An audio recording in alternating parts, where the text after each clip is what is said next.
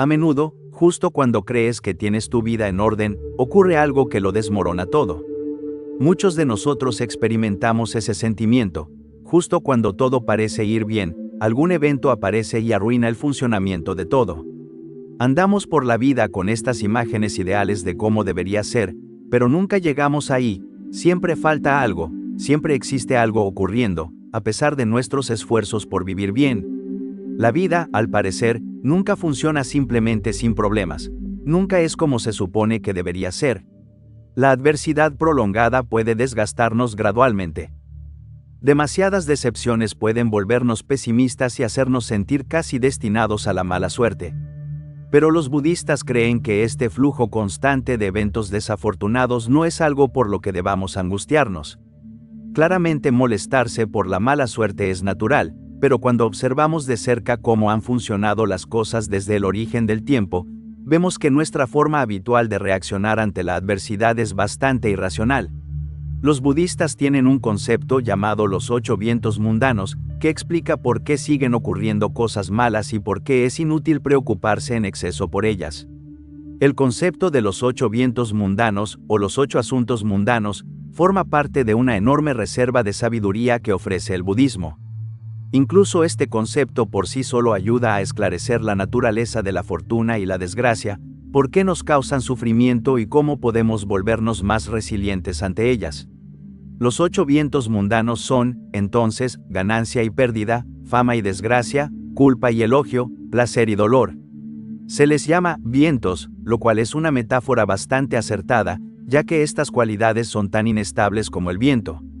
Sin embargo, tendemos a aferrarnos fuertemente a ellas, lo que a menudo conduce al sufrimiento. Como civilización, parece que estamos altamente orientados hacia la ganancia.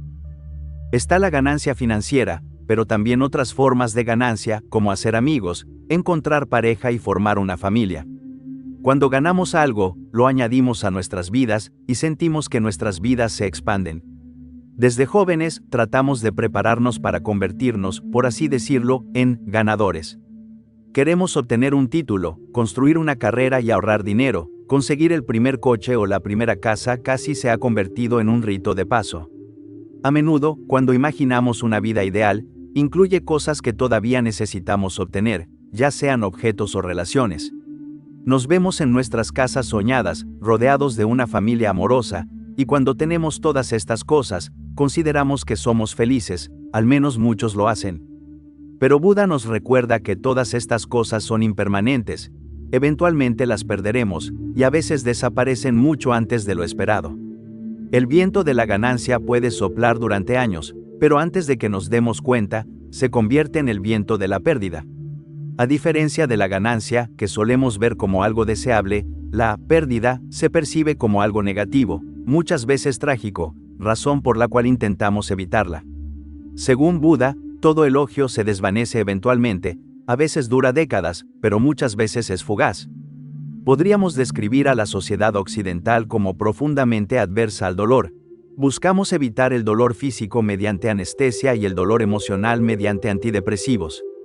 Tratamos de prevenir enfermedades, ocultar la muerte y otorgamos un gran valor a la seguridad. El viento del dolor rara vez es bienvenido, se teme y se resiste casi a cualquier costo. El placer, en cambio, es algo que la mayoría de las personas adora. Nos gusta complacer los sentidos disfrutando de comidas y bebidas, contemplando cosas bellas, escuchando música o experimentando el placer del contacto. Aceptamos esto porque, en general, estas cosas nos hacen sentir bien. Muchas personas también recurren a sustancias para obtener placer, y algunas desarrollan dependencia de ellas. Sin embargo, no podemos evitar completamente el dolor, ni podemos experimentar placer de forma constante. Las enfermedades pueden aparecer en cualquier momento, y los placeres que disfrutamos pueden desaparecer en un instante. Además, el placer y el dolor están conectados con los otros 6 vientos mundanos. Generalmente experimentamos dolor cuando hay pérdida, desgracia o crítica, y placer cuando hay ganancia, fama o éxito. Por lo tanto, los vientos del placer y el dolor están presentes en casi toda experiencia. Desde una perspectiva budista, los 8 vientos mundanos no son problemáticos en sí mismos, el problema radica en nuestra actitud hacia ellos. La mayoría de las personas está enredada en estos factores. Buscan los que representan buena fortuna y evitan los que representan infortunio. Esta aversión al dolor y obsesión con las condiciones favorables está reforzada culturalmente. Realmente somos muy ingenuos si pensamos que podemos evitar el dolor. Además, el intento de evitarlo es, en sí mismo, doloroso. Aunque logremos reducir la incomodidad, seguimos sufriendo por el miedo a encontrarnos con ella. Un ejemplo de esto es un fenómeno llamado ansiedad social. Las personas con ansiedad social experimentan un miedo abrumador a las interacciones sociales. Un modo común de escapar de este miedo es evitar el contacto social tanto como sea posible, pero evitarlo no elimina en absoluto el miedo a estar en un entorno social, lo mantiene e incluso puede empeorarlo. Además, estamos constantemente preocupados por la posibilidad de tener contacto social, lo que probablemente genera más sufrimiento que la interacción social en sí. Y, en el fondo, sabemos que en algún momento tendremos que relacionarnos con otras personas. Así que, al evitarlas, básicamente estamos escondiéndonos en una esquina oscura de una celda, esperando ansiosamente nuestra ejecución. En lugar de huir de lo inevitable, deberíamos aprender a enfrentarlo, preferiblemente incluso antes de que ocurra, que es precisamente a lo que apunta la práctica budista.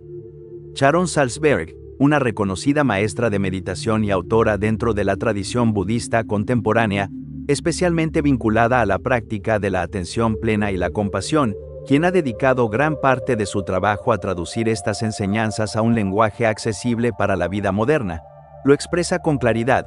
El flujo incesante de las condiciones cambiantes de la vida es inevitable, y aún así nos esforzamos por aferrarnos al placer y evitar el dolor. Muchas imágenes del mundo nos transmiten que sufrir está mal. La publicidad, las normas sociales y las creencias culturales sugieren que sentir dolor o tristeza es algo vergonzoso. Detrás de estos mensajes hay una expectativa, que deberíamos ser capaces de controlar el dolor y la pérdida. De nuevo, aquí aparece una clara discrepancia entre expectativa y realidad. Los vientos no pueden detenerse, por más que lo intentemos. Pero como deseamos algunos y rechazamos otros, generamos apego cuando encontramos los que nos gustan y sufrimos profundamente cuando aparecen los que rechazamos. En otras palabras, nuestros estados mentales están encadenados a circunstancias externas. Este modo de pensar se asemeja al del filósofo estoico Epicteto, quien distingue entre lo que está bajo nuestro control y lo que no. Aquello que no controlamos, salud, riqueza, fama, poder, encaja perfectamente dentro de los 8 vientos mundanos, y su valoración coincide con la de Buda. Son cosas débiles, dependientes y sujetas a obstáculos. Al igual que Epicteto, Buda nos desaconseja aferrarnos a eso que está fuera de nuestro control, porque, si lo hacemos, nos colocamos en una posición extremadamente inestable. Podemos sentirnos satisfechos y felices un día simplemente porque el mundo exterior coincide con nuestras preferencias. Pero en cuanto sucede algo que no nos gusta, perder el trabajo, encontrarnos con alguien desagradable o una caída en el mercado, nuestro estado de ánimo puede derrumbarse con gran rapidez. Nos convertimos en juguetes de los 8 vientos mundanos, condiciones de la vida que son incontrolables, impredecibles e inevitables. Entonces, ¿qué podemos hacer para volvernos más resilientes frente a estos vientos? Para entenderlo con mayor claridad, consideremos la siguiente historia. Un hombre es perseguido por un tigre. De repente, se encuentra con un pozo abandonado y salta en él, esperando que el tigre no pueda alcanzarlo allí. Pero entonces se da cuenta de que en el fondo hay una serpiente venenosa. Antes de llegar abajo, se aferra a una raíz que sobresale de la pared. El tigre lo observa desde arriba, esperando a que salga, y la serpiente espera abajo a que caiga. Poco después, 2 ratones salen de un agujero en la pared y comienzan a roer la raíz de la que está colgando. Entonces, ¿qué realmente puede hacer ahora? Esta es parte de una historia budista sobre el estado de vida en el que muchos de nosotros nos encontramos algunas veces, un estado en el que parece no haber salida. No es ningún secreto que la vida puede ser muy difícil y dolorosa. A veces huimos de nuestros problemas solo para encontrarnos con más dificultades. Y cuando nuestro sentido de seguridad nos es arrebatado, nos damos cuenta de que estamos a merced de un destino incontrolable y terrible. Todo se está desmoronando y no existe nada que podamos hacer al respecto. Cuando estamos colgando de una raíz que está siendo roída por ratones, con una serpiente hambrienta debajo y un tigre aún más hambriento arriba, ¿qué podemos hacer para salir de esta situación? Cuando la vida se desmorona, quizá deberíamos recordar que todo cambia constantemente. Así como la noche se convierte en día, la mala fortuna se transforma en buena, y una maldición puede convertirse en una bendición. Entonces, ¿acaso podría ser que, al final, la vida no se desmorona, sino que se reorganiza? ¿Qué deberíamos hacer cuando estamos en una situación miserable y no hay salida? Una vez más, lo primero que debemos entender es que no son las circunstancias las que nos hacen miserables, sino la forma en que las percibimos. Aunque el hombre colgado entre el tigre y la serpiente no tiene control sobre sus circunstancias externas, es su percepción la que determina su estado de ánimo. Sabiendo que esta es una historia budista, no sorprende que este hombre haya estado practicando en su templo local y sea consciente de lo que Buda llamó los 8 vientos mundanos: placer y dolor, ganancia y pérdida, elogio y crítica, fama y descrédito. La mayoría de las personas están controladas por estos 8 vientos. Cuando sienten dolor, sufren; cuando experimentan placer, se alegran; cuando su reputación cae, se deprimen. Pero cuando son amadas y admiradas, se sienten eufóricas. El problema de esta forma de vida, según Buda, es la misma: la relación de dependencia que genera con el entorno, ya que son los factores externos los que determinan nuestro estado emocional, a pesar de que esos mismos factores no están bajo nuestro control. Sin duda, una persona promedio sentiría miedo al estar colgando entre una serpiente y un tigre, esperando a que su única fuente de seguridad sea destruida por los ratones. Pero este hombre, como practicante del budismo, observa la situación con calma. De repente, ve miel goteando de una colmena situada en un árbol sobre el pozo. Sonríe, y comienza a lamer la miel. Ante la miseria, encontrar tal alegría puede considerarse una rebelión contra el sistema, porque cuando ni siquiera las peores circunstancias pueden impedirle disfrutar de lo que el momento presente ofrece, ha logrado una verdadera libertad frente a la inestabilidad de un universo que esclaviza a la mayoría. Esta es la libertad de la que hablaba Albert Camus cuando afirmaba que la única forma de enfrentarse a un mundo no libre es volverse tan absolutamente libre que la propia existencia sea un acto de rebelión. El hombre en el pozo sabía que no debía entrar en pánico ni estallar en ira, porque la situación en la que se encontraba era algo esperable.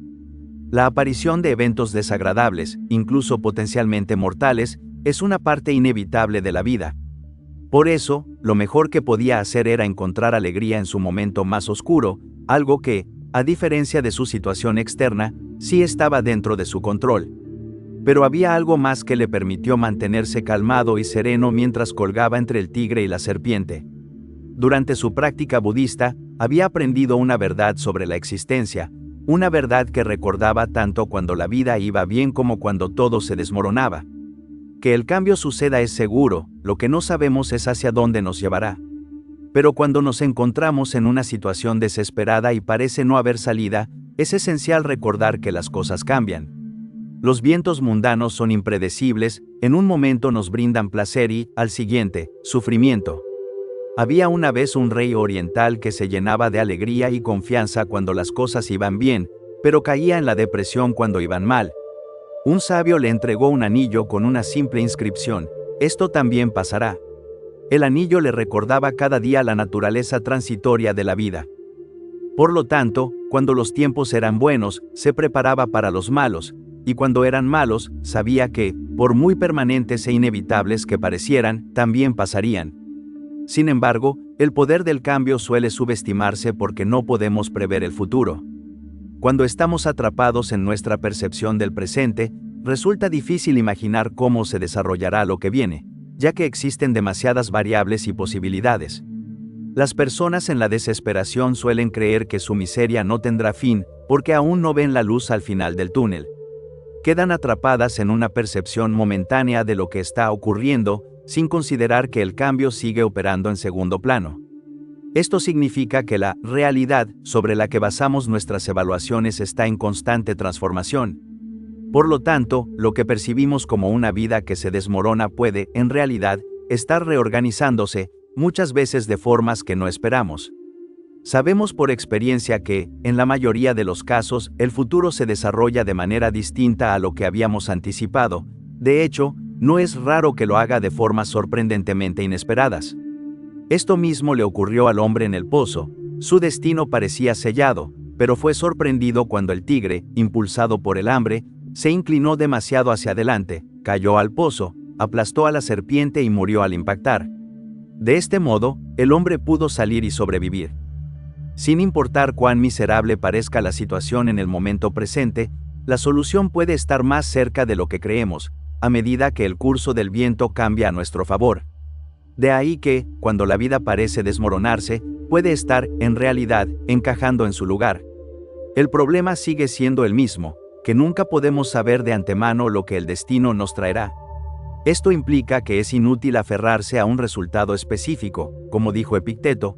No exijas que las cosas sucedan como deseas, más bien, desea que sucedan como suceden, y te irá bien. A veces no existe nada que podamos hacer respecto a las circunstancias en las que estamos, por dolorosas que sean, como le ocurría al hombre en el pozo. Pero sí podemos elegir la postura que adoptamos frente a ellas. Así que la cuestión es si permitiremos que las circunstancias desagradables nos hagan miserables o si elegiremos, en cambio, saborear un poco de miel. Existe una idea clave en el budismo que puede servir como punto de partida: la metáfora de las dos flechas, que explica con claridad la diferencia entre los acontecimientos y nuestra reacción a ellos. La primera flecha representa el dolor inevitable de la vida: pérdida, crítica, enfermedad. Esta flecha aparece en lo trivial y también en lo significativo, como pasar por una ruptura o perder un trabajo. No podemos evitar que nos alcance. Sin embargo, la segunda flecha es distinta, pues representa nuestra reacción interna, los pensamientos, la resistencia, el juicio inmediato que dice: esto no debería estar pasando, o, ¿por qué a mí? A diferencia de la primera, esta sí puede evitarse. Esto se conecta directamente con una de las ideas centrales del budismo. El sufrimiento puede cesar, y en gran medida, cesa cuando dejamos de aferrarnos. Pero esto no ocurre de manera automática, requiere conciencia. Si somos conscientes, podemos observar que entre la primera y la segunda flecha hay un espacio. En ese espacio existe la posibilidad de elegir. Podemos permitir que la reacción nos domine, o podemos observarla sin identificarnos con ella. Por lo tanto, la pregunta cambia. Si lo bueno es efímero y lo difícil inevitable, ¿por qué resistirnos constantemente? ¿Por qué no aprender a movernos con los cambios en lugar de luchar contra ellos? Un marinero experimentado no controla el océano, pero sabe navegarlo. No intenta imponer su voluntad sobre las olas. En cambio, ajusta su rumbo a ellas, y precisamente por eso, logra avanzar incluso en medio de la incertidumbre. Como nos enseña Alan Watts, el cambio es simplemente otra palabra para la vida.